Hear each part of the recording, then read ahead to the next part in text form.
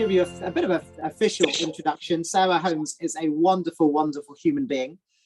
She's a lover of Jesus. She's a researcher at Hope University, and she does a great service to the church, particularly in any area involving children in the church. And that includes, she's done some research on grandparenting, she's done some research on Christian home education, she's done some research on children in lockdown time, she's done some research on children reaching out. She's done all kinds of research on all kinds of things. So I'm going to hand over to Sarah now. And Sarah, thank you so much for being with us. It is over to you. Thank you. Thank you. Big build up there. But anyway, you deserve it. It's good. It's so good to be here. Such a privilege. So yeah, I live on the Wirral near Liverpool. I've got 4 children, no grandchildren. But my parents have 10 grandchildren, so there we go. We're in a kind of quite a big family, so that's lovely. And as Ollie said, I'm really interested in supporting the church generally, and how can we pass on our faith to the next generation, particularly amongst children and families. And during lockdown, I started looking at what is the church doing for children and families during lockdown, when everything stopped and it all became very difficult online and all that kind of thing. And as part of that, that was part of my work at Liverpool Hope University, but as part of that, it just kept coming up time and time again, this issue of grandparenting.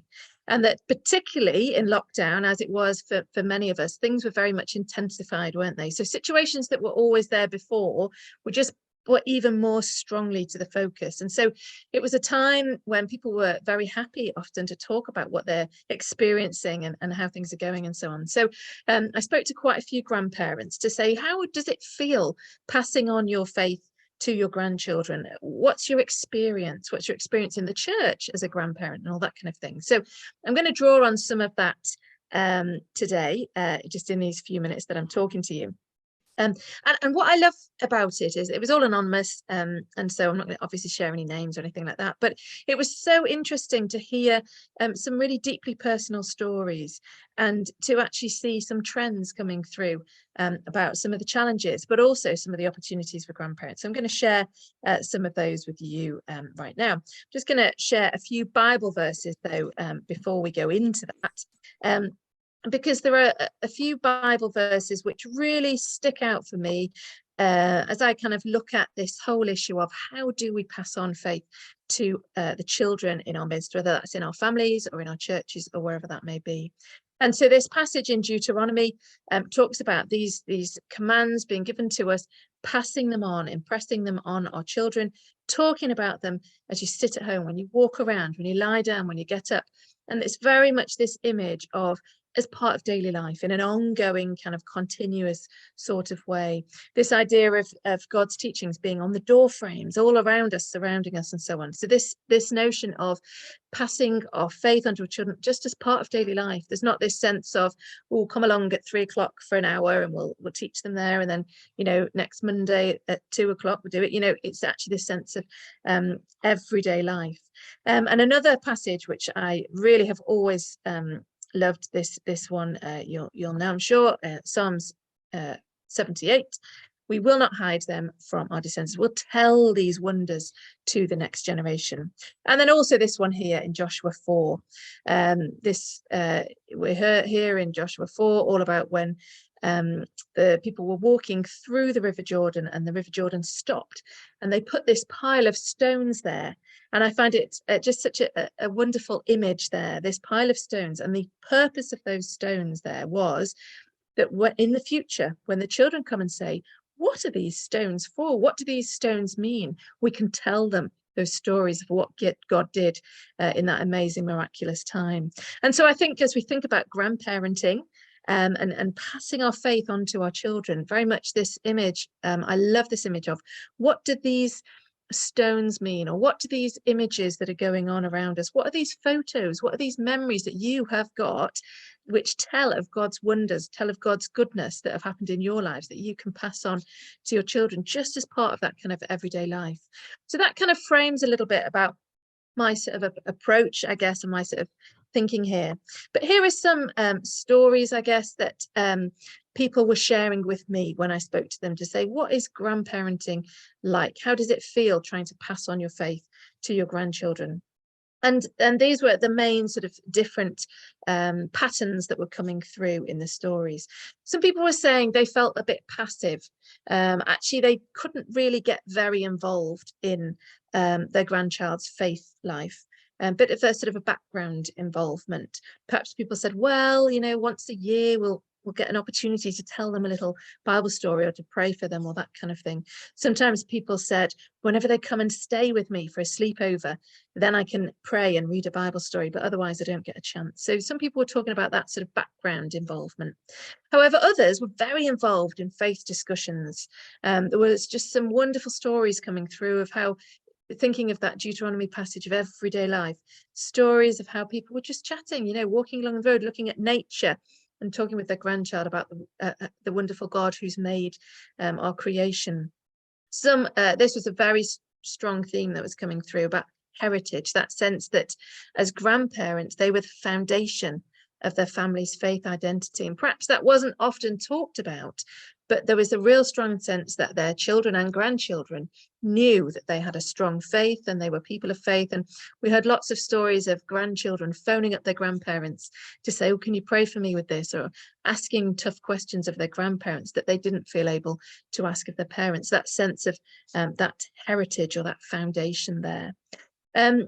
Interesting, some of the questions Ollie was asking there at the start, because they resonated through these findings as well. Some felt excluded and uninvolved, that sense that actually some had been told you cannot say anything about faith to your grandchildren, or we don't want you to, or, you know, we deliberately are excluding in that way.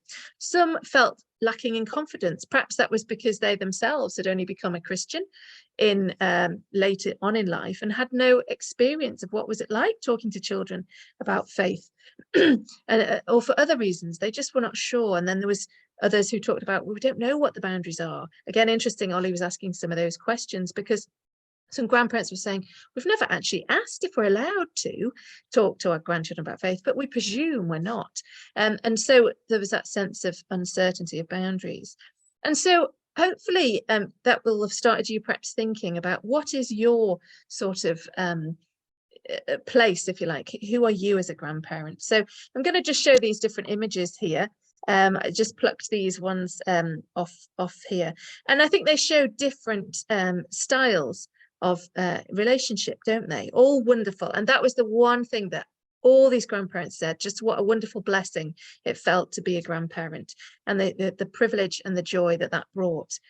And so as we're kind of starting to think about, we'll go into groups shortly and talk about some of these things, and you can share some of your story and think about perhaps any of these things that have resonated. But just thinking about, what sort of grandparent do you want to be spiritually? So thinking from a kind of spiritual perspective, do you want to be, you know, perhaps this image on the left here, these people walking alongside together, that sense of I'm walking along with my grandchildren, and we're that sense of Deuteronomy, along the way, everyday life, we're just walking along, and I'm supporting and I'm guiding and I'm kind of leading. This one up here, perhaps we could think about sort of showing lots of things, teaching. It looks very much like a teachable moment there about nature, but are there perhaps opportunities that you want to be seeking out? You know, if something comes up, if your grandchildren are looking at a beautiful scene, you know, is that a teachable moment that you could capture and say, oh, you know, do you know God has made this for us to enjoy? Or when there's heartache or when there's struggle or difficulty, how can you bring God into those conversations? So that was what I was thinking about there. And then we have these two at the top, very much that sense of supporting and compassion and leaning together and so on. Perhaps others of you might be thinking about, oh yeah, I really want to be a fun grandparent. That's something we sometimes heard. Or perhaps sometimes we heard, I want to be a sense of reason and strength and stability for my grandchild. And what does that look from a faith perspective, to be that constant, reliable faith influence in your grandchild's life? What does that look like? And here as well, this is another person here sort of supporting and helping. But also, I think what that picture on the right there depicts for me is helping them to move on and continue developing. You know, with a child, you want them to keep developing and learning to walk and then to run and to skip and to keep moving through the different stages. So, you know, what does that look like from a spiritual perspective? How does it feel if we're wanting to not pressurize our grandchildren, but to be continually giving them new insights or sharing new questions, perhaps asking questions, and starting those sorts of conversations. So I think that's something that will be really interesting to talk about. Who do you want to be as a grandparent? And perhaps you already have a very clear, strong sense of that. Sometimes we get stuck into a bit of a rut, or we end up in this way of being that we didn't quite intend for that to be. And so I think this is a really good opportunity to chat through with other grandparents. How does that feel for you? Is there perhaps an intentional shift you want to make to say, actually, I do want to start bringing more of those intentional teachable moments in with my grandchild, or actually I want to just start really intentionally walking alongside some more with my grandchildren. So I think they're the questions for our groups to think about. Who do you want to be spiritually as a grandparent? And then perhaps what does it take to get there? Are there any sort of steps or intentional shifts or conversations perhaps that need to be had amongst the family to start to kind of think about that? So I'll stop my share there. And Ollie, are you all right to put people into groups for those discussions? Is that okay? There we go. Absolutely, Sarah. Thank you so much. Really, really helpful. I think you're framing this beautifully. And I know my parents in a minute, they're going to come bring some practical ideas, and then we'll have a bit of a pooling of practical ideas together. But I think at this stage, with just that framing that you're giving us, who do you want to be spiritually as grandparents?